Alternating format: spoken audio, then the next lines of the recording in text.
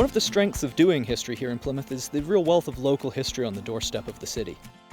Plymouth is famous for its maritime history: the Barbican, Devonport Dockyard, Mount Edgecombe, and the harbour.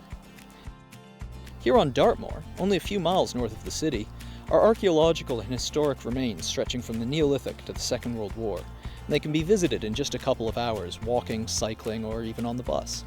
I'm Dr. Jameson Tucker. I'm the head of history at the University of Plymouth. And I've come up here today to Clearbrook on the edge of Dartmoor by coming 9 miles up Drake's Trail. This used to be Brunel's South Devon and Tavistock Railway, and when it shut in the 1960s it sat empty for a few decades before in the early 2000s being turned into the bike trail that currently connects Plymouth, Yelverton and Tavistock. And running beside me here is Drake's Leat. This was opened in the 1590s when Francis Drake was mayor of Plymouth in order to bring water into the city. Plymouth has long been in the position of the ancient mariner, of having water everywhere, but not a drop to drink. And so this runs 17 miles following the contours of the hills to bring water from the River Meavy into the city. Parts of it can still be seen in the city centre. The old reservoir that was built for it sits on Plymouth's campus, and that was restored in the year 2014. Now, Drake made a lot of money off building this leat, but almost no one else did. And a decade after he built it, only a couple of dozen houses were getting any water from it. However, the leat has survived, and you can follow it almost all the way into the city, through Crown Hill and onwards.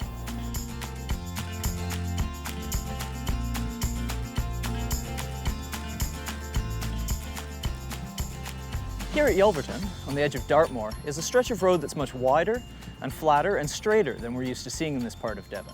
And that's because this whole area used to be RAF Harrowbeer, built out of the rubble from the Plymouth Blitz, and was used as a base of operations for fighter planes and search and rescue craft throughout the war. A lot of Allied and Commonwealth pilots, as well as RAF pilots, were based here from 1941 onwards. It was a satellite of Roborough Airport just to the south here, and lasted until the 1950s. I'm standing inside one of the old blast pens used to protect the planes in between missions here at RAF Harrowbeer. These 24 pens and the old officers' mess and headquarters, which is behind me, are about all that remains of the airbase. But local historians have put a lot of work into finding other parts of the site, including an entire dummy airstrip a couple of miles south of here, used as a decoy during night raids by the Luftwaffe. From here it's back onto the rail trail and all the way downhill to Tavistock.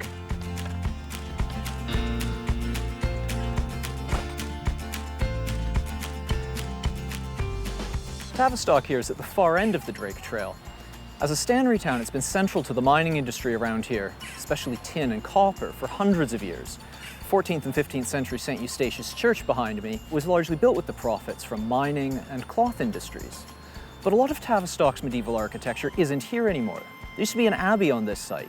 It was sacked by Vikings 1,000 years ago and disappeared again after the Reformation, and only bits of it can still be seen. Some of the cloisters are in this churchyard, some of the towers are around, and the Abbey Gatehouse has been incorporated into Tavistock's 19th century market hall, town hall, and courts buildings. By the 19th century, copper mining was a big business, and the local landowners, the Russell family, the Dukes of Bedford, were becoming very wealthy from it. They redeveloped some of their money in building up new parts of London, naming them after themselves, like Bedford Square and Tavistock Square. They also invested a lot of the money in redeveloping Tavistock itself. They built this market complex, which includes a town hall and a courthouse, and they built a new hotel across the street, the Bedford Hotel. They built hundreds of Bedford cottages to house local miners. And so they did a great deal to shape how Tavistock looks and feels today. A number of these properties are being redeveloped at the moment in Tavistock by local grants and local history projects. This granite marker, sometimes called Pixie's Cross, is one of dozens that cover Dartmoor. This seems to be part of a route that helps people find their way to Tavistock Abbey, usually for religious ceremonies or for funeral processions. Because of this, these routes are sometimes called corpse roads. Now, this cross might be 700 years old, but the enclosure it sits in may well be 2,000 years or more. Enclosures like this, Neolithic and prehistoric ones, dot Dartmoor. They may have been used for ceremonial purposes. We know there are stone huts that people lived in, and enclosures for animals. We know that people lived and worked and traveled across Dartmoor for many thousands of years before we even have records.